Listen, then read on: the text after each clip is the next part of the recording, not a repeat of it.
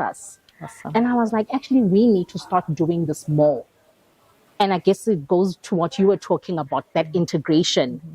You don't have the time, make the time, grab the kids, let them tag along. They're actually not even really there, they're in their own world, but just them being exposed does something to them. So I think, firstly, it's not let's continue. Adults need to truly, truly start realizing that kids learn from how they live. We think when we're busy, we shouldn't involve them, yet you're not having the time. But you not being a part of them in certain moments is actually when they are getting into a deep hole of some kind, right? Because they're not getting any connection. So I'd say, remember that children learn what they live.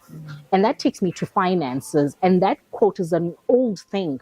And it started resonating a lot more with me when I realized when we wrote the adults' books on financial literacy, I was like, yes, guys, abanye abantu are 40, 50, 60. They're buying the books and they're learning something, but there's so much of a culture thing that needs to be cracked and demystified that they might not get it right.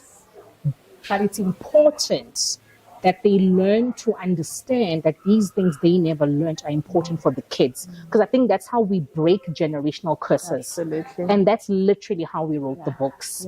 At that time, my Ukonga was 7.5. And I think he became a big motivator of writing the kids' book because he was very clever with money.